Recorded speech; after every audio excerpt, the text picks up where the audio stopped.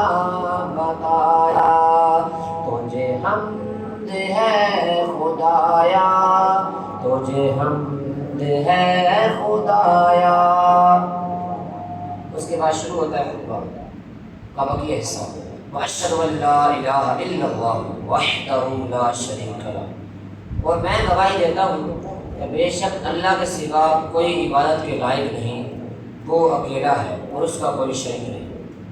وَأَشْهَدُ أَنَّ سَيِّدِنَا مَوْلَانَا مُحَمَّدًا عَبْدُهُ وَرَسُولُهُ صلی اللہ تعالی علیہ وآلہ وصحبہ اجمعین،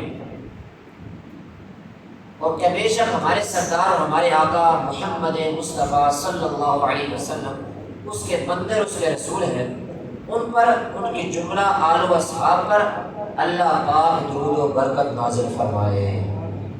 پھر اس کے بعد خطبے میں ارشاد ہوتا ہے، تقویٰ کی نصیحت شروع ہوتی ہے۔ تقویٰ کیا ہے؟ فرمایا فَيَا أَيُّهَا الْمُؤْمِنُونَ، بس اے ایمان والو، رحمنا ورحمكم اللہ، ہم پر اور تم پر اللہ رحم فرمائے۔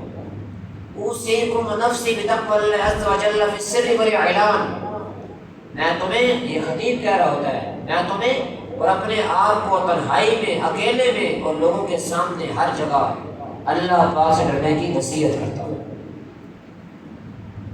جانتے کتنی اہم نصیحت ہے؟ ایک مرتبہ کسی مرید نے اپنے پیر صاحب کی خدمت عرض کی، عالی جان مجھے کوئی نصیحت کر دیجیے کہ میرا بھلا ہو جائے، فائدہ ہو جائے۔